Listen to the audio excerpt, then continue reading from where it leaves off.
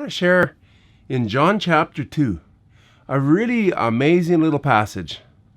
So in John chapter 2, verse 1, it says, "On the third day," didn't Jesus rise from the dead on the third day? Oh, wow, I think there's a lot here. That there was a wedding in Cana of Galilee. A wedding. Didn't Jesus come to marry his bride? I'm thinking there's a lot of propheticness in this chapter.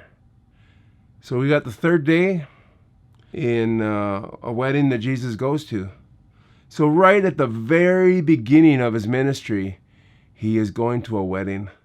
I really believe that that's what Jesus came to do, is to marry us as his bride, so that way we can be part of that fellowship of God.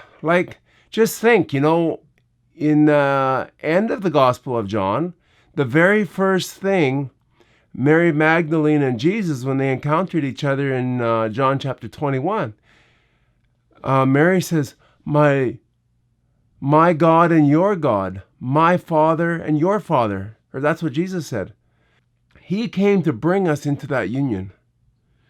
And then they ran out of wine, and we know the story. Many of you that have read the Bible, you know the story how Jesus' mother asked Jesus to do something about a problem of running out of wine.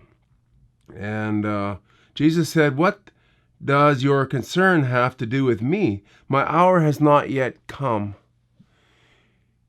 Many times we feel like our hour, our time, our purpose hasn't come. But Mary went to Jesus and said, even though Jesus said it wasn't your time, it wasn't his time, Mary says right away, whatever Jesus tells you to do, she tells the servants, do it, and it's going to turn out good. Something's going to happen. And I really believe, regardless of what your time in life might be as such, step in and take hold of the fact that now is our time.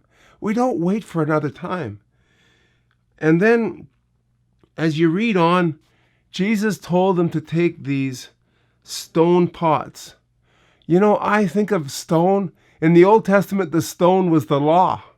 Now Jesus was taking the stone pots that had water in them, because he told them to fill them with water, take the stone pots, and he was going to turn them into wine.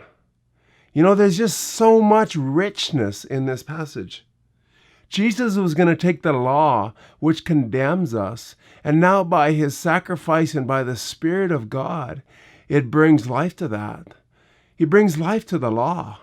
Not that we're under the law anymore, but it brings life to us because through him we can live in that realm of completion of the law, but not by us doing it, by living through Jesus.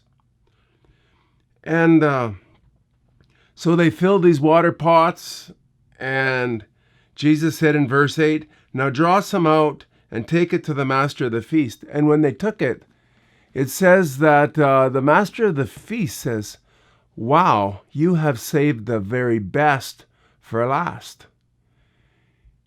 In the Old Testament, there was times when the Spirit of God would rest upon a prophet to do the work for God.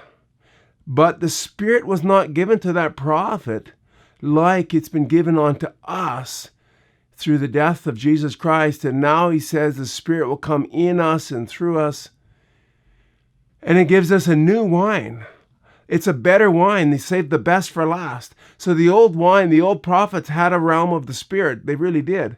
But they did not have access to what God has given us. You can just see this whole thing.